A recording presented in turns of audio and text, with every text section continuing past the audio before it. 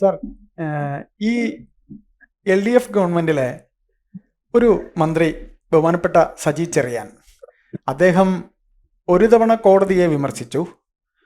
ഒരു തവണ അങ്ങനെ അദ്ദേഹം പുറത്തുപോയി, പിന്നീട് ഒരിക്കൽ കൂടെ വന്നു. അങ്ങനെ 2 തവണ ചരിത്രത്തിൽ എങ്ങുമില്ലാത്ത രീതിയിൽ ഒരു മന്ത്രിയെ LDF സംരക്ഷിച്ചു. സാർ, അത് അദ്ദേഹത്തിനെ സംബന്ധിച്ച ഒരു ബാക്ക് ഹിസ്റ്ററിയാണ് ഞാൻ ജസ്റ്റ് സൂചിപ്പിച്ചത്. അപ്പോൾ അദ്ദേഹം ഇങ്ങനെ പച്ചവെള്ളം ചവച്ചു കുടിക്കുന്ന അത്രയും നിഷ്കളങ്കനായ ഒരാളെന്നൊക്കെയാണ് ഇടത് വക്താക്കളായിട്ടൊക്കെ ഉള്ളവർ പറയുന്നത്, അവരുടെ രാഷ്ട്രീയം പറയുന്നത്. അപ്പോൾ സാർ, ഇപ്പോൾ അദ്ദേഹത്തിൻ്റെ സ്റ്റേറ്റ്മെൻറ്റ്, മുമ്പ് അദ്ദേഹത്തിൻ്റെ അമ്മച്ചിയോട് ചോദിച്ചത്രേ, തള്ളേ നിങ്ങൾ എന്തിനിങ്ങനെ ജീവിച്ചിരിക്കുന്നു, പെൻഷൻ വാങ്ങാനാണോ? അത് മറ്റൊരു വിവാദം. അപ്പോൾ ഇങ്ങനെ ഇപ്പോൾ അദ്ദേഹം അടുത്ത ചോദിച്ചിരിക്കുന്നു, പറയുന്നു അദ്ദേഹം മരിക്കേണ്ടതായിരുന്നു സർക്കാർ ആശുപത്രിയിൽ കിടന്നിരുന്നെങ്കിൽ, ഞാൻ പ്രൈവറ്റ് ആശുപത്രിയിൽ പോയോണ്ടാണ് രക്ഷപ്പെട്ടതെന്ന്. സാർ, ഈ പറയുന്നതൊക്കെ വീണ ജോർജിനെ രക്ഷിക്കാൻ വേണ്ടി ഇറങ്ങിയതാണ്, മുഖ്യമന്ത്രി പ്രൈവറ്റ് ആശുപത്രിയിൽ പോയതിനെ രക്ഷിക്കാൻ വേണ്ടി ഇറങ്ങിയതാണ്. സാർ, ഇത് എന്താണ് സാർ ഇതിൽ സാറിന് പറയാനുള്ളത്? ഒരു മന്ത്രിക്ക് ചേർന്ന വാക്കുകളാണോ ഇതൊക്കെ? ഒന്ന് പറയാമോ സാർ? ഈ പിണറായി വിജയന്റെ 2ാമത്തെ മന്ത്രിസഭയിൽ അതിന് മന്ത്രിക്ക് ചേർന്ന പ്രവർത്തനമുള്ള ആരൊക്കെ ഉണ്ടെന്ന് ചോദിച്ചാൽ വലിയൊരു ചോദ്യചിഹ്നമായിട്ട് മാറും. ഈ പുതിയ കാലത്തെ രാഷ്ട്രീയം പലപ്പോഴും ഇപ്പൊ BJP ഉണ്ടാക്കിയതൊക്കെ പ്രശ്നങ്ങളിൽ നിന്ന് മാറി അതിനെ സത്യാനന്തര കാലത്ത് ഒരു വൈകാരിക തലത്തിലേക്ക് കൊണ്ടുവന്നുകൊണ്ട് പ്രശ്നങ്ങൾ മറയ്ക്കുക എന്നുള്ളതാണ് BJP അനുവർത്തിച്ച രീതി. അതേ രീതി തന്നെയാണല്ലോ ഇപ്പൊ പോകുന്നത്. ഇപ്പോ ഉണ്ടാവുന്ന വിവാദങ്ങൾ, അല്ലെങ്കിൽ പറയുന്ന വിവാദങ്ങൾ പലതും വിവാദങ്ങൾക്ക് വേണ്ടി വിവാദങ്ങൾ ഉണ്ടാക്കുകയാണ്. അത് ഒരു PR മാനേജ്മെന്റിന്റെ ഭാഗമായിട്ടാണ്. സജി ചെറിയാനെ സംബന്ധിച്ചോളം അദ്ദേഹം ഈ ഇവിടെ സൂചിപ്പിച്ച പോലെ ആദ്യമായിട്ടല്ല, നമ്മുടെ ഭരണഘടനയെ സംബന്ധിച്ച് ഒരു കാര്യം പറഞ്ഞത് വളരെ അപമാനകരമായിട്ടുള്ള, അപകീർത്തികരമായിട്ടുള്ള ഒന്നാണ് ഭരണഘടനയെ സംബന്ധിച്ച് അദ്ദേഹം പറഞ്ഞത്.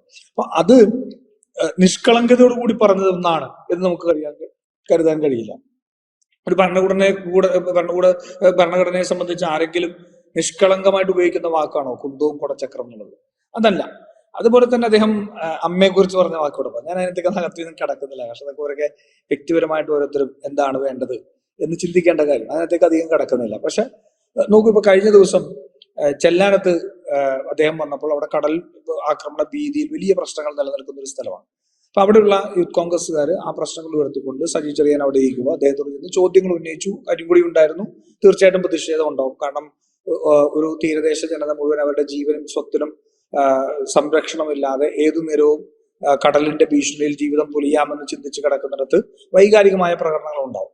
പക്ഷെ ആ സമരത്തെ, ഈ സമരങ്ങളിലൂടെ കടന്നു വന്ന ഒരു കമ്മ്യൂണിസ്റ്റ് പാർട്ടിയുടെ ഒരു നേതാവ് വിളിച്ചത് ഗുണ്ടകൾ വന്ന് സമരം നടത്തി എന്നുള്ള, അപ്പൊ എന്തൊക്കെയോ പറഞ്ഞുള്ള ഗുണ്ടകൾ നടന്നു കടന്ന് ആ സമരത്തിന്റെ ആൾക്കാരെ അപമാനിച്ചു എന്ന് മാത്രമല്ല, അളിയ വരരുതെന്ന് പറഞ്ഞാൽ കടൽ വരാതിരിക്കുമെന്ന് ചോദിച്ചാൽ ആ ദുരന്തം അനുഭവിക്കുന്ന ഓരോ രാത്രി, നമ്മളൊക്കെ സേഫ് സോണിൽ ഇരിക്കുന്നവരാണല്ലോ നമ്മളെല്ലാം.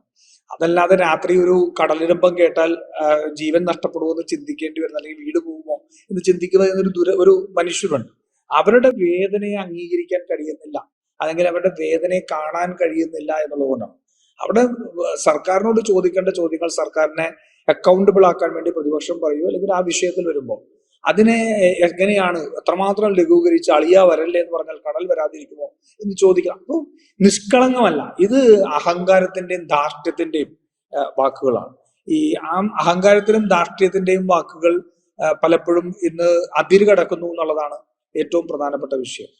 അത് സജി ചെറിയാനെ മാത്രമല്ല, കമ്മ്യൂണിസ്റ്റ് പാർട്ടിയെ മുഴുവൻ ബാധിച്ചിരിക്കുന്ന ഒന്നാണ്.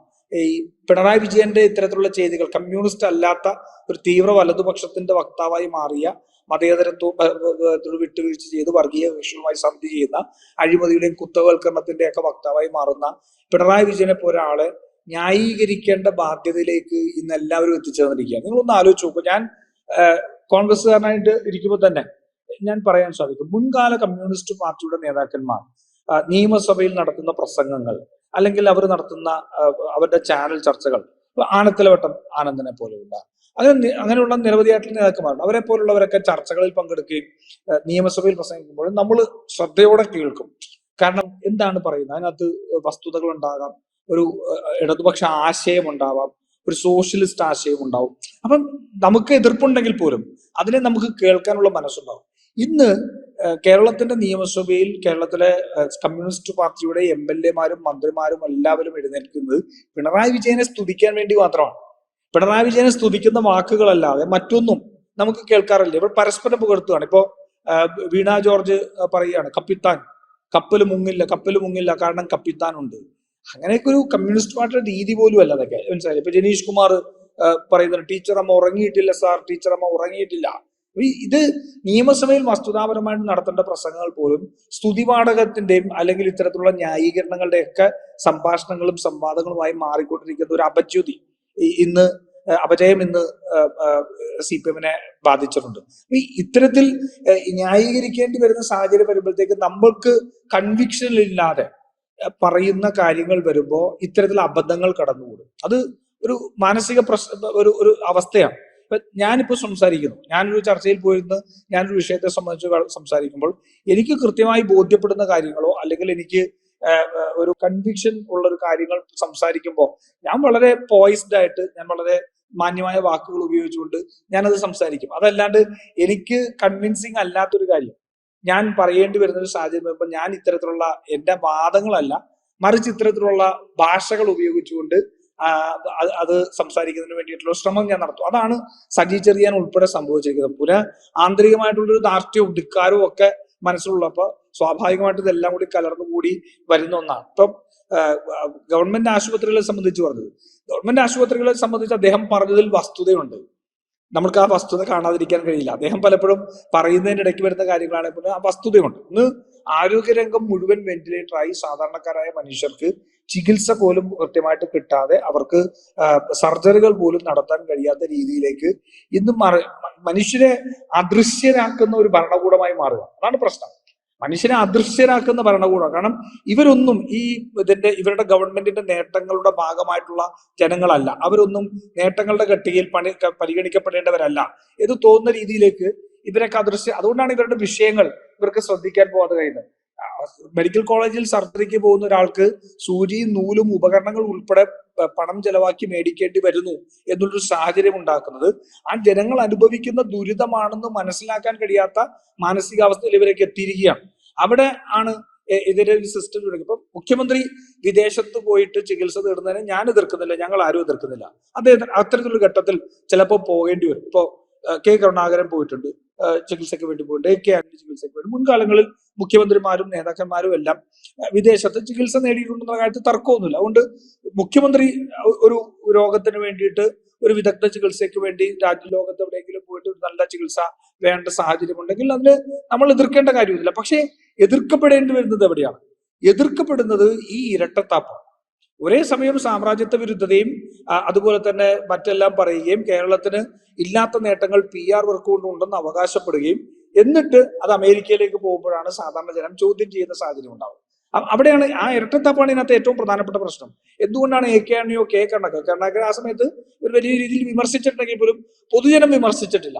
പൊതുജനം അദ്ദേഹത്തിന്റെ ആക്സിഡന്റിന് ശേഷം അദ്ദേഹത്തിന് വിദഗ്ധ ചികിത്സ വേണമെന്നുള്ളത് പൊതുജനം കൂടി അംഗീകരിച്ച ഒന്നാണ്. അദ്ദേഹത്തെ ഒരിക്കലും പക്ഷെ പിണറായി വിജയൻ അതിനകത്ത് വിമർശിക്കപ്പെടുന്നതിന്റെ കാരണം ഇതാണ്. ഈ ഇരട്ടത്താപ്പും സാധാരണ മനുഷ്യർക്ക് കൊടുക്കേണ്ട ബാധ്യത അല്ലെങ്കിൽ ആനുകൂല്യങ്ങൾ കൊടുക്കാൻ ബാധ്യതപ്പെട്ട ഒരാൾ അത് ചെയ്യാതെ പുറത്തേക്ക് പോയിട്ട് സ്വന്തം കാര്യം നോക്കുന്നു എന്നുള്ള ഫീലിംഗ്, ആ വികാരമാണ് പിണറായി വിജയനെതിരെയുള്ള വിമർശനമായിട്ട് തിരിയുന്നത്. അപ്പൊ ഒന്ന് ഈ ഇരട്ടത്താപ്പുകൾ ഒഴിവാക്കിയിട്ട് ഈ ജനങ്ങൾ അനുഭവിക്കുന്ന ബുദ്ധിമുട്ട് ഇവിടെ ഉണ്ട് എന്നുള്ളത് അംഗീകരിച്ചുകൊണ്ട് ആ സർക്കാർ സംവിധാനത്തിൽ വരുത്തേണ്ട മാറ്റങ്ങളെ സംബന്ധിച്ച് പിണറായി വിജയൻ അല്ലെങ്കിൽ ആരോഗ്യമന്ത്രി ശ്രദ്ധിക്കണം.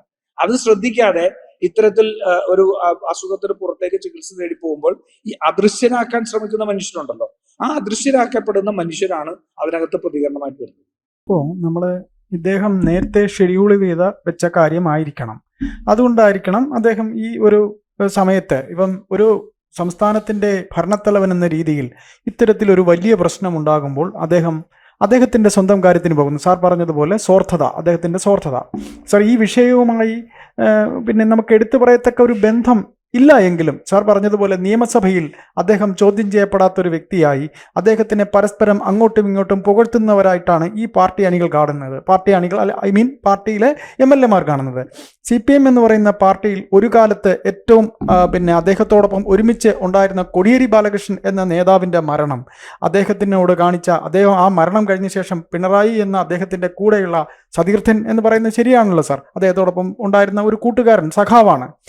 ഈ പറയുന്ന സഖാവ് അന്നെടുത്ത ആറ്റിറ്റ്യൂഡും, അതായത് പിണറായി വിജയൻ എടുത്ത ആറ്റിറ്റ്യൂഡും ഇതും നമുക്കൊന്ന് കൂട്ടി വായിച്ചുകൂടെ സാർ? ഒന്ന് പറയാമോ? അതുപോലെ അദ്ദേഹത്തെ, അവരുടെ പാർട്ടിയുടെ ഏറ്റവും പ്രബലനായ ഒരു നേതാവ് മരണത്തോട് മല്ലിട്ട് അദ്ദേഹം ആശുപത്രി കിടക്കയിലുമാണ്, വി അച്യുതാനന്ദൻ.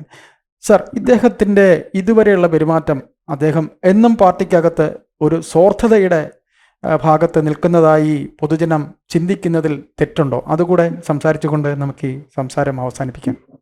നോക്കൂ, ഒരു ഭരണാധികാരിക്ക് ഏറ്റവും അധികം വേണ്ടത് ആർദ്രതയാണ്. നമുക്ക് പഠനവും അല്ലെങ്കിൽ മറ്റേ ഇതൊന്നും ഉണ്ടായതുകൊണ്ട് കാര്യമില്ല.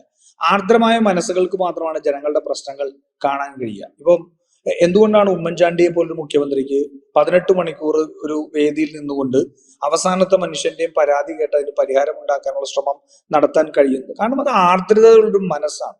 ആ വരുന്ന മനുഷ്യരുടെ ജീവിതമാണ് അവന്റെ ഏക ആശ്രയം എന്ന രീതിയിലാണ് എൻ്റെ അടുത്തേക്ക് എത്തിയിരിക്കുന്നത് എന്ന് ചിന്തിക്കാൻ കഴിയുന്ന ഒരു മനസ്സുണ്ടാവും. ആ ആർദ്രതയില്ലാതെ വരുന്നതാണ് ഇന്ന് CPM-ന്റെയും പിണറായി വിജയന്റെയും എല്ലാം പ്രശ്നം. സാധാരണക്കാരുടെ മനുഷ്യരുടെ പ്രശ്നങ്ങൾ കേൾക്കേണ്ടതില്ല, മറിച്ച് പൗരപ്രമുഖരെ കേട്ടാൽ ഈ സർക്കാരിനെ കുറിച്ചുള്ള അഭിപ്രായം ആവും എന്ന് ചിന്തിക്കുന്ന അവസ്ഥയിലേക്ക് പോകുന്നില്ലേ? നമ്മളിപ്പോ ഗാന്ധിജിയോട് ഇന്ത്യക്ക് സ്വാതന്ത്ര്യം ലഭിച്ചതിന് ശേഷം അദ്ദേഹത്തോട് പത്രക്കാർ ചോദിച്ചു, മാധ്യമങ്ങൾ ചോദിച്ചു, ഒരു ഇന്റർവ്യൂവിൽ ചോദിച്ചു, സ്വതന്ത്ര ഇന്ത്യയുടെ ആദ്യത്തെ മുൻഗണന എന്താണ് എന്ന് ചോദിച്ചു. സ്വതന്ത്ര ഇന്ത്യയുടെ ആദ്യത്തെ മുൻഗണന അന്ന് ബ്രിട്ടീഷിൽ നിന്ന് സ്വാതന്ത്ര്യം നേടി ഒരു ഗവൺമെന്റ് അധികാരം ഏറ്റെടുക്കുമ്പോൾ ജനങ്ങൾക്ക് വിശ്വാസം കൊടുക്കാൻ വേണ്ടി ലോകത്തെ നെറുകയിലെത്തിക്കുക, അല്ലെങ്കിൽ ശാസ്ത്ര സാങ്കേതിക വിദ്യയിൽ മുന്നിലെത്തിക്കുക, അല്ലെങ്കിൽ വിദ്യാഭ്യാസത്തിൽ എത്തിക്കുക, ഇതൊന്നും അല്ല അദ്ദേഹം പറഞ്ഞത്. അദ്ദേഹം പറഞ്ഞത്, മഹാത്മാഗാന്ധി അന്ന് പറഞ്ഞത്, ഈ സമൂഹത്തിലെ അവസാനത്തെ മനുഷ്യന്റെയും കണ്ണീരൊപ്പുക എന്നുള്ളതാണ് ഞങ്ങളുടെ ആദ്യത്തെ പ്രയോറിറ്റി. ഈ സർക്കാരിന്റെ സ്വതന്ത്ര ഇന്ത്യയുടെ മുൻഗണന എന്ന് പറഞ്ഞത് അവസാനത്തെ മനുഷ്യന്റെയും കണ്ണീരൊപ്പുക എന്നുള്ളത്.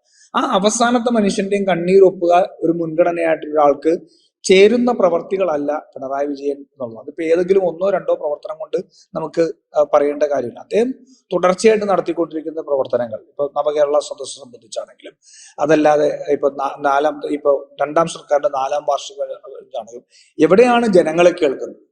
ജനങ്ങളെ കേൾക്കുന്നില്ല എന്നുള്ളത്. ഏതെങ്കിലും ആരെങ്കിലും അതിനപ്പുറം നിന്നുകൊണ്ട് ഈ സംവിധാനത്തിന്റെ ഒരു പ്രശ്നത്തെ ചൂണ്ടിക്കാണിച്ചാൽ അവരെയെല്ലാം മതതീവ്രവാദികളാക്കുക, അവരെയെല്ലാം സർക്കാരിനെ അട്ടിമറിക്കാൻ വരുന്നവരാക്കുക, അത്തരത്തിൽ അവരെയെല്ലാം താറടിച്ചുകൊണ്ട് CPM-ന്റെ സൈബർ ഗുണ്ടകൾക്കും അതുപോലെ തന്നെയുള്ള DYFI പോലുള്ള ആർക്കൊക്കെ ആക്രമിക്കാൻ കഴിയുന്ന രീതിയിൽ വിട്ടുകൊടുക്കുകയാണ്. ഇപ്പൊ ഡോക്ടർ ഹാരിസ് പറഞ്ഞ വിഷയം എന്താ? അത് ആർദ്രമായ ഒരു മനസ്സിന്റെ വേവലാതിയായിരുന്നു അല്ലേ? സാധാരണ എൻ്റെ മുന്നിൽ വരുന്ന രോഗിക്ക് അവന് ഏറ്റവും അത്യാവശ്യമുള്ള ചികിത്സ കൊടുക്കാൻ കഴിയാത്തൊരു സംവിധാനത്തിൽ എൻ്റെ പ്രവർത്തനത്തിന് പോലും അർത്ഥശൂന്യമായി മാറുന്നു എന്നുള്ള ആർദ്രമായ ഒരു മനസ്സുകൊണ്ടാണ് തൻ്റെ പ്രൊഫഷണൽ ലൈഫിന്റെ സൂയിസൈഡ് ആണെന്ന് തിരിച്ചറിഞ്ഞുകൊണ്ട് അദ്ദേഹം ആ വാക്ക് തന്നെയാണ് ഉപയോഗിച്ചത്. എൻ്റെ പ്രൊഫഷണൽ ലൈഫിന്റെ സൂയിസൈഡാണ്. അപ്പം ഈ സർക്കാരിനെ ചോദ്യം ചെയ്താൽ ഉണ്ടാവാൻ കഴിയുന്നത് എന്താണെന്നുള്ളത് ഒരു ഇടതുപക്ഷ മനോഭാവമുള്ള ഡോക്ടർക്ക് തന്നെ അറിയാമായിരുന്നു. അപ്പൊ അത്തരത്തിൽ അദ്ദേഹത്തിനൊരു നിലപാടെടുക്കാൻ പ്രേരിപ്പിക്കുന്നത് അദ്ദേഹത്തിന്റെ മനസ്സിന്റെ ആർദ്രതയാണ്. ആ ആർദ്രത കാണാൻ പിണറായി വിജയന് കഴിയുന്നില്ല. അതിനപ്പുറമുള്ള ധാർഷ്ട്യത്തേക്ക് ആ മനുഷ്യനെ ആക്രമണങ്ങൾക്ക് വിട്ടുകൊടുക്കുന്ന ഒരു സ്വേച്ഛാധിപതിയുടെയും ഒരു ധിക്കാരത്തിന്റെയും ധാർഷ്ട്യത്തിന്റെയും എല്ലാം അത് അദ്ദേഹത്തിന്റെ ബോഡി ലാംഗ്വേജിലുണ്ട്, അദ്ദേഹത്തിന്റെ പ്രവർത്തനത്തിലുണ്ട്, അദ്ദേഹം എടുക്കുന്ന തീരുമാനങ്ങളിലുണ്ട്, സർക്കാരിന്റെ മുഴുവൻ പദ്ധതികളിലുണ്ട്, ഇതെല്ലാം ഉണ്ട്. അതിനകത്ത് ഇതെല്ലാം കാണും. ഞാൻ ഇത് ഏറ്റവും താഴെ ഉള്ള മനുഷ്യരെ ഞാൻ നേരത്തെ ഉപയോഗിച്ച വാക്ക് അത് തന്നെയാണ്, അദൃശ്യരാക്കാൻ ശ്രമിക്കുന്നു എന്നുള്ളതാണ്. അവരെ അദൃശ്യരാക്കാൻ ശ്രമിക്കും. അദൃശ്യതയാണ് ഏറ്റവും പ്രധാനപ്പെട്ട പ്രശ്നം. നമ്മുടെ ആദിവാസികൾ അവർ അദൃശ്യരായി പോകുന്നു, സമൂഹത്തിന് മുന്നിൽ അദൃശ്യരായി പോകുന്നു. നോക്കൂ, ഞാൻ നിലമ്പൂർ തെരഞ്ഞെടുപ്പിന്റെ സമയത്ത് ഞാൻ ഈ മുണ്ടേരി ഫാമിൽ പോയതാണ്. പ്രതിപക്ഷ നേതാവ് ഞങ്ങളെല്ലാം കൂടി ഒരുമിച്ച് മുണ്ടേരി ഫാമിൽ പോയതാണ്. ഏകദേശം 300ഓളം കുടുംബം നീല ടർപ്പായ അടിച്ച് ജീവിക്കുകയാണ് 4 വർഷമായി. അതിനകത്ത് 1.5 മാസമായിട്ട് പിറന്ന ഒരു കുട്ടിയും അമ്മയും കൂടി ഉണ്ട്, 1.5 മാസമായിട്ട്. അപ്പൊ അവര് പറയുകയാണ്, ചൂടടിക്കുമ്പോൾ, ചൂട് കാലത്ത് നമുക്കറിയാലോ, നമ്മൾ ഒരു നീല ടർപ്പയുടെ താഴെ ചൂട് സമയത്ത് ഇരുന്നാൽ എന്തായിരിക്കും നമ്മുടെ അവസ്ഥ? വെന്ത് മരിക്കുന്ന അവസ്ഥയുണ്ടാവും. ആ ഒരു സാഹചര്യത്തിൽ അവർക്ക് രാത്രി അതിനകത്ത് കിടന്നുറങ്ങാൻ കഴിയാതെ അവർ പുറത്തു വന്ന് കിടക്കുകയാണ്. പുറത്തു വന്ന് കിടക്കുമ്പോൾ ആനകൾ വരാൻ സാധ്യതയുള്ള സ്ഥലമാണ് ആ മുണ്ടേരി ഫാം. അപ്പം അവരുടെ ചവിട്ടുകൊണ്ട് മരിക്കാനാണ് ഈ പോയി കിടക്കുന്നത്. ഈ ഒരു പ്രശ്നത്തിന്റെ ഒരു വിഷയത്തെ സംബന്ധിച്ച് ഒരു കാര്യം ശ്രദ്ധയിൽപ്പെടുമ്പോൾ അത് അടിയന്തരമായി പരിഹാരം ഉണ്ടാക്കേണ്ടതാണ് എന്ന് ചിന്തിക്കാൻ കഴിയാത്ത ഒരു ഭരണാധികാരി ഈ നാടിന് ശാപമല്ലേ? ഈ നാടിന്റെ ശാപമായിട്ട് മാറുക, അതാണ് പ്രശ്നം. അതുകൊണ്ട് ഏത് വിഷയം എടുത്ത് നോക്കിയാൽ, അതിപ്പോ ചികിത്സയുടെ കാര്യമാണെങ്കിലും ഞാൻ ചികിത്സയൊക്കെ അദ്ദേഹം തേടിപ്പോകുന്ന ഇരട്ടത്താപ്പുകൾ ഒഴിവാക്കി സാധാരണക്കാരന്റെ മനുഷ്യന്റെ പ്രശ്നങ്ങൾ ആണ് പ്രയോറിറ്റി എന്ന് കണ്ട് ഞാൻ ചെയ്യുന്ന പ്രവർത്തനങ്ങൾ എന്ത് സന്ദേശമാണ് സമൂഹത്തിന് നൽകുന്നത് എന്നുള്ളതും കൂടി പരിഗണിക്കണം. കാരണം അതാണ് പ്രശ്നം. ഇപ്പൊ നിങ്ങളിപ്പോ ചോദിച്ചത് എല്ലാം ഒരു പ്രശ്നമാവുന്നത് അച്യുതാനന്ദനെ പോലൊരു മുതിർന്ന നേതാവ് സുഖമില്ലാതെ കിടക്കുന്നു, കോട്ടയം മെഡിക്കൽ കോളേജിൽ ഉണ്ടായ ദാരുണമായ സംഭവം, അങ്ങനെ പല വിഷയങ്ങൾ നിൽക്കുമ്പോൾ താൻ എടുക്കുന്ന ഒരു സന്ദേശം ജനങ്ങൾക്ക് എന്താണ് കൊടുക്കുന്നത് എന്ന് ചിന്തിക്കണം. പക്ഷെ പ്രശ്നം പുള്ളി ആ സന്ദേശത്തെ കുറിച്ച് വേവലാതിപ്പെടുന്നില്ല എന്ന് മാത്രമല്ല, ഞാൻ ഇതിലൊന്നും എനിക്ക് പ്രശ്നമില്ല എന്നുള്ളൊരു സന്ദേശം നൽകുക കൂടിയാണ്. ഒരു പക്ഷേ പിണറായി വിജയൻ എന്ന് പറയുകയാണ്, ഞാൻ ആ യാത്ര മാറ്റിവെക്കുകയാണ്, എന്റെ ചികിത്സ ഞാൻ മാറ്റിവെക്കുകയാണ് എന്ന് പറഞ്ഞാൽ കൊടുക്കാൻ പോകുന്ന സന്ദേശം മറ്റൊന്നാണ്. അതെ, അദ്ദേഹത്തിന് ഇതൊന്നും ബാധകമല്ല അല്ലേ സാർ? അദ്ദേഹത്തിന് ഇതൊന്നും ബാധകമല്ല, ഇതിനൊക്കെ അതീതനായ ഒരു വ്യക്തിയാണ് എന്ന ഒരു തോന്നൽ അല്ലേ സാർ? പറയണം സാർ. ഇത് സ്വേച്ഛാധിപത്യത്തിന്റെ പ്രവണതയാണ്. ആ സ്വേച്ഛാധിപത്യത്തിന്റെ പ്രവണതയിൽ അഭിരമിക്കുകയാണ്, തന്റെ ചുറ്റുമുള്ള സുഖലോലുപതയിൽ അഭിരമിക്കുകയാണ്. അത് തീർച്ചയായിട്ടും നാടിന് ഗുണകരമായിട്ടുള്ള ഒരു രാഷ്ട്രീയമല്ല. അങ്ങനെയാണ് ഇവിടുത്തെ എല്ലാ കമ്മ്യൂണിസ്റ്റ് മന്ത്രിമാരും, നമ്മൾ പറഞ്ഞ അല്പം മുമ്പ് പറഞ്ഞ സജി ചെറിയാനും എല്ലാവരും അഭിരമിക്കുകയാണ് അവരുടെ മന്ത്രിപദത്തിൽ അല്ലേ സാർ? നന്ദി. തീർച്ചയായും.